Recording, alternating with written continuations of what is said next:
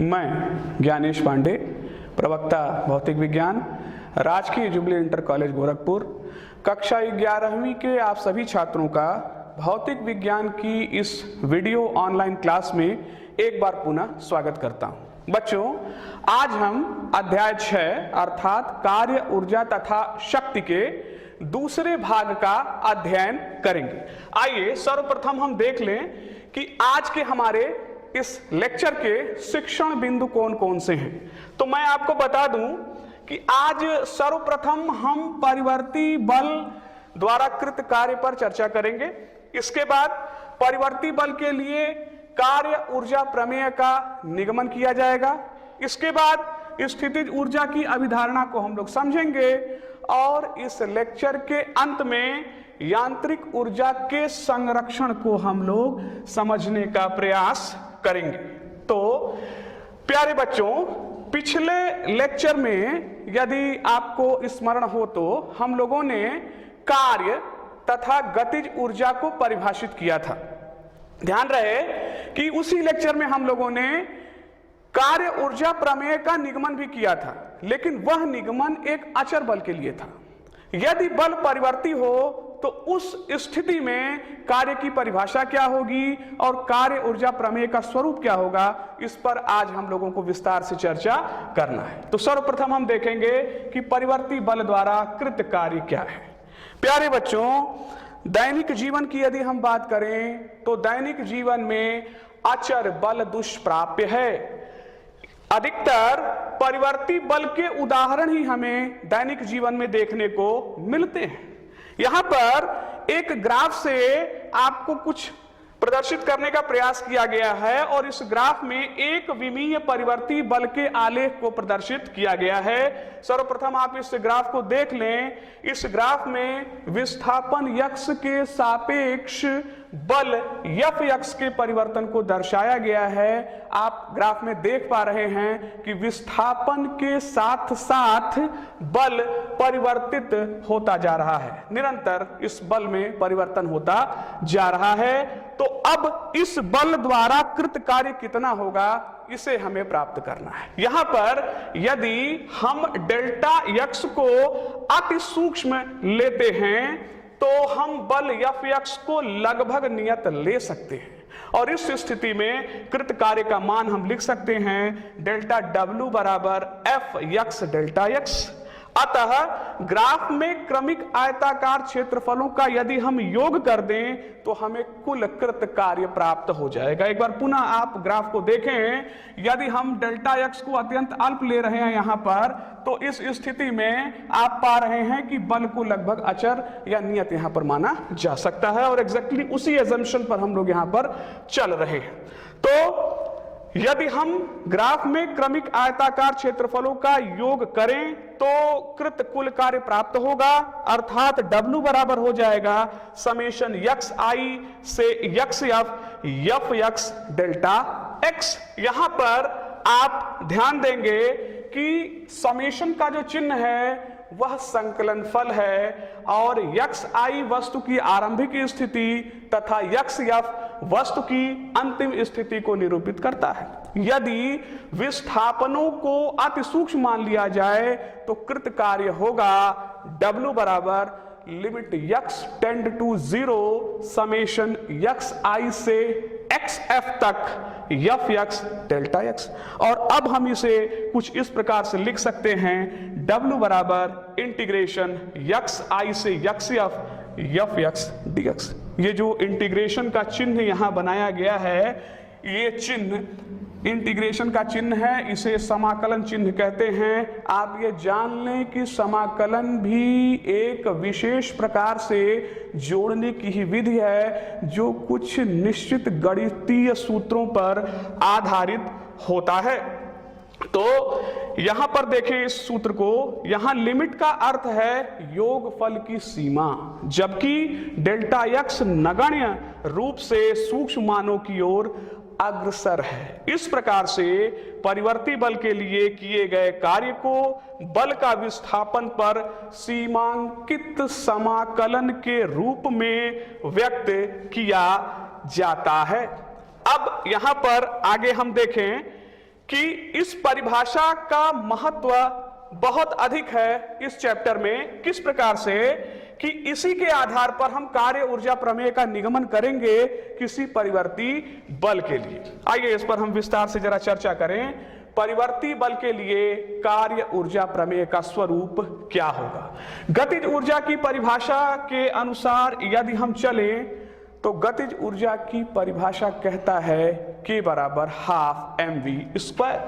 अतः गतिज ऊर्जा की परिवर्तन दर हो जाएगी कुछ इस प्रकार से dk upon dt equal to d upon dt और ब्रैकेट में आप लिख दें हाफ mv²। ये समीकरण को इस प्रकार से हम हल करेंगे, अथवा dk बटा dt बराबर हो जाएगा m/2 को बाहर कर लीजिए, यहां मिला d अपॉन dt v²। जब आप इसे अवकलित करेंगे समय के सापेक्ष तो यहां से मिला अथवा dk upon dt equal to m/2। अब जरा देखें इस अवकलन को, v² का अवकलन हो गया समय के सापेक्ष 2v और यहां मिला dv अपॉन dt। यहां पर 2 से 2 तो कैंसिल हो गया और हमारे पास क्या समीकरण बचता है, अथवा dk upon dt equal to m dv upon dt into v। ध्यान दीजिएगा dv बाई dt क्या है, यह वेग परिवर्तन की दर है जिसे हम त्वरण कहते हैं। तो समीकरण मिला अथवा dk बटा dt बराबर m into a into v। अब यहीं पर यदि हम न्यूटन का गतिविषयक द्वितीय नियम लगा दें तो यह नियम कहता है कि द्रव्यमान गुणे त्वरण बराबर होता है बल F के। तो समीकरण हो गया अथवा dk upon dt equal to f into v। अब वेग की परिभाषा का यदि हम यहां पर इस्तेमाल करते हैं तो वेग की परिभाषा क्या कहता है कि विस्थापन परिवर्तन की दर वेग है, तो इस अनुसार मिल गया अथवा dk upon dt equal to f into dx dt, अथवा समीकरण मिला dk बराबर f dx, dk बराबर f dx। इस समीकरण से आगे अब हम लोगों को चलना है। तो इस समीकरण में अब हम क्या करेंगे, इस समीकरण के दोनों पक्षों को हम प्रारंभिक स्थिति xi से अंतिम स्थिति xf तक समाकलित कर देंगे। और यदि हम ऐसा करते हैं तो इस समीकरण का स्वरूप कुछ इस प्रकार से हो जाता है, इंटीग्रेशन ki से kf dk equal to integration xi से xf f dx। यहां xi तथा xf के संगत ki तथा kf क्रमशः प्रारंभिक एवं अंतिम गतिज ऊर्जाएं हैं। अब यदि हम समाकलन करते हैं तो dk का इंटीग्रेशन समाकलन हो गया k, और अपर और लोअर लिमिट को सॉल्व करेंगे तो हमें मिलेगा kf माइनस ki, और राइट हैंड साइड इस इक्वेशन का है इंटीग्रेशन xi से xf f dx। kf minus ki क्या है यह अंतिम गतिज ऊर्जा और प्रारंभिक गतिज ऊर्जा का परिवर्तन है। और इसका राइट हैंड साइड जो आप देख रहे हैं ये वाला पार्ट इंटीग्रेशन xi से xf f dx, पहले ही टॉपिक में आज के हमने बताया है कि यह कार्य के बराबर है। तो यहां से समीकरण हुआ kf माइनस ki बराबर w के, जो यह कहता है कि निकाय पर आरोपित समस्त बाह्य तथा आंतरिक बल द्वारा कृत कार्य उस निकाय के गतिज ऊर्जा में हुए परिवर्तन के बराबर होता है। यही कार्य ऊर्जा प्रमेय है। इस प्रकार से परिवर्ती बल के लिए कार्य ऊर्जा प्रमेय सिद्ध होता है। यहां दो बातें स्पष्ट होती हैं यदि आप देखें ध्यान से। पहला, वास्तव में कार्य ऊर्जा प्रमेय न्यूटन के द्वितीय नियम का समाकल रूप है। न्यूटन का द्वितीय नियम किसी क्षण त्वरण तथा बल के बीच संबंध दर्शाता है। कार्य ऊर्जा प्रमेय में एक काल के लिए समाकल निहित है। दूसरा पॉइंट जो यहां पर ध्यान देने योग्य है वो ये है कि 2 या 3 विमाओं में न्यूटन का द्वितीय नियम सदिश रूप में होता है, जबकि कार्य ऊर्जा प्रमेय अदिश रूप में होता है। तो इतनी जानकारी के बाद यह सिद्ध हो रहा है कि परिवर्ती बल के लिए कार्य ऊर्जा प्रमेय मान्य है। आइए अब हम देखते हैं कि स्थितिज ऊर्जा की अभिधारणा क्या है। स्थितिज ऊर्जा, गतिज ऊर्जा के बारे में हम लोगों ने पिछले टॉपिक पे बात किया था। स्थितिज ऊर्जा की जहां तक बात है तो आप जान लें कि कोई भी वस्तु अपनी स्थिति अथवा अभिविन्यास के कारण जो ऊर्जा अर्जित करता है उसे उसकी स्थितिज ऊर्जा कहा जाता है। यहां स्थितिज शब्द किसी कार्य को करने की संभावना अथवा क्षमता को व्यक्त करता है। किसी खींचे हुए तीर कमान के तार की ऊर्जा स्थितिज ऊर्जा होती है। अब पृथ्वी के सतह की अगर हम बात करें, ये तो परिभाषा हो गई स्थितिज ऊर्जा की। पृथ्वी की सतह के समीप स्मॉल यम द्रव्यमान की एक गेंद पर आरोपित गुरुत्वाकर्षण बल mg है। हम मान रहे हैं कि गेंद को बिना गति प्रदान किए हुए पृथ्वी सतह से स्मॉल h ऊंचाई तक ऊपर ले जाया जाता है। अतः बाह्य कारक द्वारा गुरुत्वीय बल के विरुद्ध किया गया कार्य mgh होगा और यही कार्य पिंड में उसकी स्थितिज ऊर्जा के रूप में संचित हो जाता है। तो यहां से हम समीकरण लिख सकते हैं VH बराबर mgh। V स्थितिज ऊर्जा को प्रदर्शित कर रहा है, H के अनुसार यह बदल रहा है, H का यह फलन है और यह बराबर किसके है, mgh के। अब यदि इस समीकरण के दोनों पक्षों को हम H के सापेक्ष ऋणात्मक अवकलन कर दें तो समीकरण होता है -d/dh VH equal to -d/dh mgh। हल करिए तो -mg बाहर हो गया, dh/dh बराबर -mg के और ये बराबर मिल रहा है बल F के। यहां पर आप देखें कि अंतिम समीकरण हमें क्या मिल रहा है, F बराबर -d/dh VH। यह सूत्र से यह स्पष्ट हो जा रहा है कि यदि स्मॉल h परिवर्ती लिया जाता है तो गुरुत्वाकर्षण बल F H के सापेक्ष VH अर्थात स्थितिज ऊर्जा के ऋणात्मक अवकलन के समान होता है। यहां ऋणात्मक चिन्ह यह प्रदर्शित करता है कि गुरुत्वाकर्षण बल नीचे की ओर कार्य कर रहा है। जब गेंद को छोड़ा जाता है तो वह बढ़ती हुई चाल से नीचे आता है और पृथ्वी सतह से ठीक पूर्व इसका वेग हो जाता है v² बराबर 2gh के।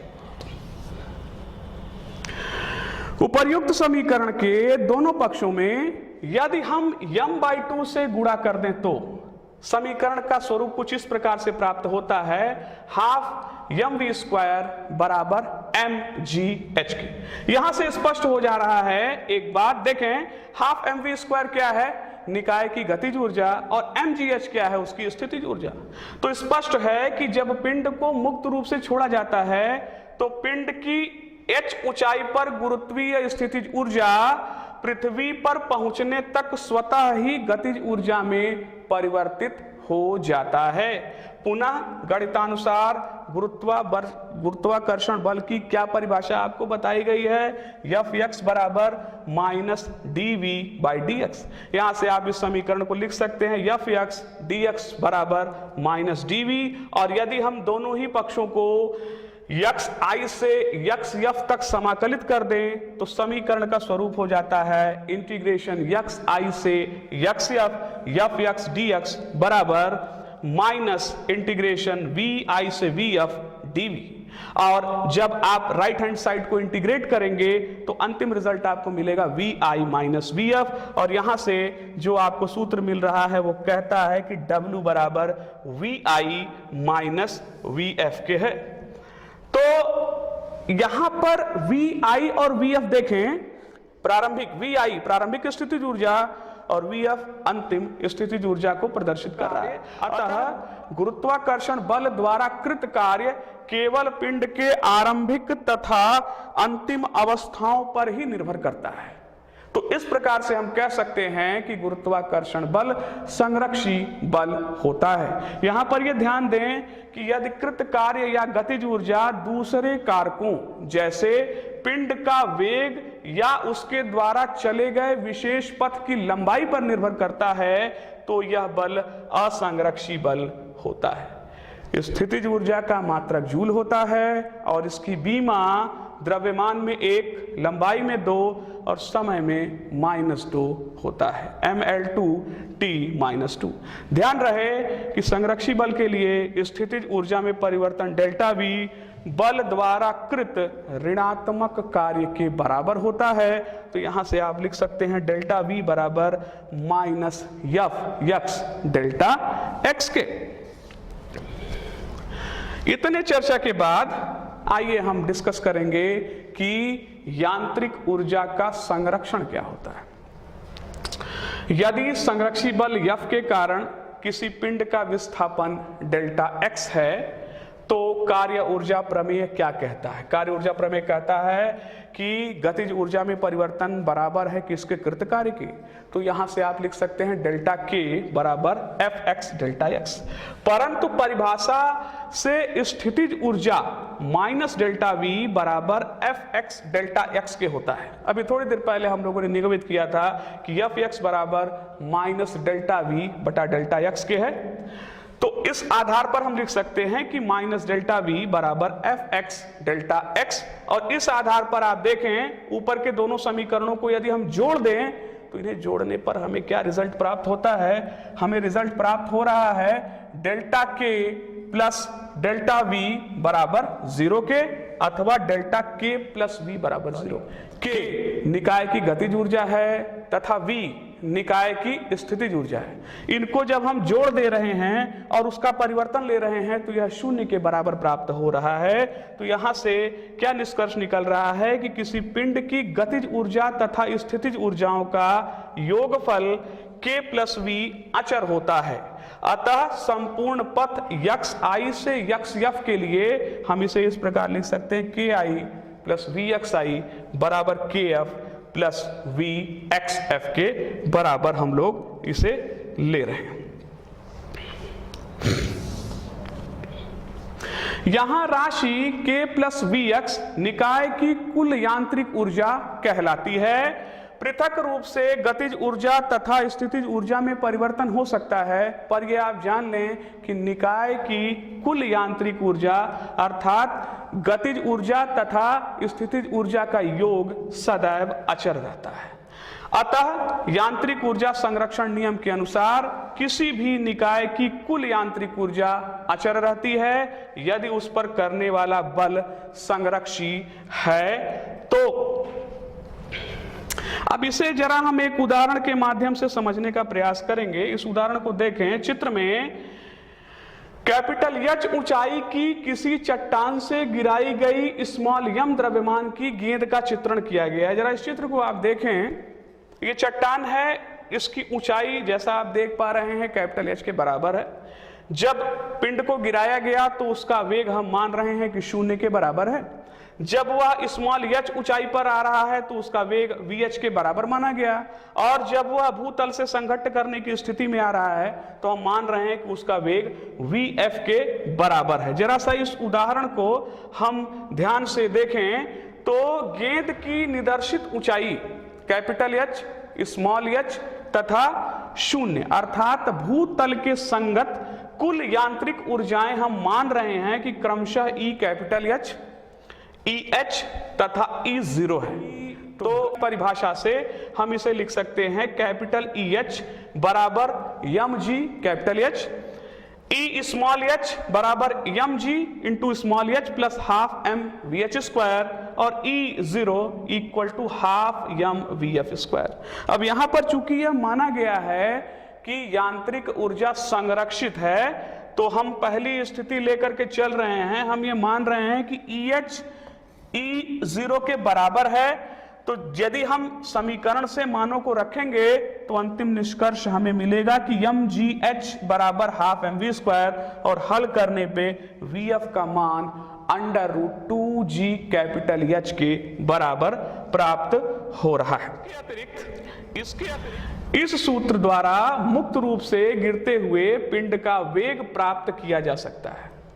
इसके अतिरिक्त आप देखें कि E कैपिटल H बराबर है E स्मॉल h के।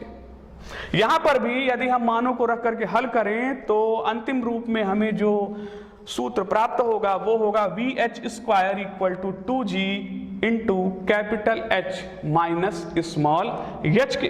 कैपिटल H ऊंचाई पर पिंड की ऊर्जा केवल स्थितिज ऊर्जा है। यह स्मॉल h ऊंचाई पर आंशिक रूप से गतिज ऊर्जा में रूपांतरित हो जाती है और भूमि तल पर आते आते यह पूर्ण रूपेण गतिज ऊर्जा में रूपांतरित हो जाती है, जैसा कि आप यहां पर देख पा रहे हैं। तो प्यारे बच्चों, आज हम लोगों ने परिवर्ती बल द्वारा कृत कार्य, परिवर्ती बल के लिए कार्य ऊर्जा प्रमेय, स्थितिज ऊर्जा की अभिधारणा तथा यांत्रिक ऊर्जा के संरक्षण के बारे में अध्ययन किया। आइए अब जरा सा कुछ आंकिक प्रश्नों को मैं आपको बताने का प्रयास करता हूं। मान लीजिए कि कोई 100 ग्राम द्रव्यमान की एक गेंद है, इसे 20 मीटर प्रति सेकंड के वेग से ऊर्ध्वाधर ऊपर की ओर फेंका जाता है। कहा गया कि द्रव्यमान m बराबर है 100 ग्राम के और किस वेग से इसको ऊपर फेंका गया तो 20 मीटर प्रति सेकंड के वेग से ऊर्ध्वाधर ऊपर की तरफ इसे फेंका गया। आपसे कहा जा रहा है कि यह बताइए कि यह गेंद कितनी ऊंचाई तक जाएगा और उस ऊंचाई पर इसकी कुल ऊर्जा कितनी होगी। आप यह जान लें कि अधिकतम ऊंचाई पर गेंद की स्थितिज ऊर्जा ये बराबर होगी उस गेंद के प्रारंभिक गतिज ऊर्जा की। तो इस आधार पे आप लिख सकते हैं कि mgh बराबर हाफ mv², और इसे आप इस प्रकार से लिख सकते हैं, m से m कट गया तो h बराबर हो गया v²/2g के। मान रख दीजिए तो ये हो जाएगा, अथवा h बराबर 20 × 20/2 इंटू गुरुत्वीय त्वरण का मान हम 10 मीटर प्रति सेकंड स्क्वायर मान रहे हैं। तो ये कुछ इस प्रकार से समीकरण मिल गया। हल करेंगे तो आप पाएंगे कि h का मान 20 मीटर प्राप्त हो रहा है। स्पष्ट है कि गेंद कितनी ऊंचाई तक जाएगी, गेंद 20 मीटर की ऊंचाई तक जाएगी और उस ऊंचाई पर अब इस पिंड की या गेंद की स्थितिज ऊर्जा या कुल ऊर्जा कितनी होगी। तो ये हो जाएगा, आप सूत्र जानते हैं स्थितिज ऊर्जा के फार्मूले से कि V बराबर होता है mgh के। तो V बराबर हो गया 100 इंटू 10⁻³ ग्राम को किलोग्राम में बदला इंटू 10 इंटू 20, और जब आप इसे हल करेंगे तो V का मान 20 जूल के बराबर प्राप्त हो जाएगा। कुछ इस प्रकार से हम इस आंकिक प्रश्न को हल करेंगे। बच्चों, आपके किताब में इसी प्रकार से अनेकों आंकिक प्रश्न दिए होंगे। मुझे पूरी आशा है कि आप इन आंकिक प्रश्नों को हल करने का प्रयास करेंगे। एक गृह कार्य मैं आपको दे रहा हूं, इसे जरा हल करने का आप प्रयास करेंगे।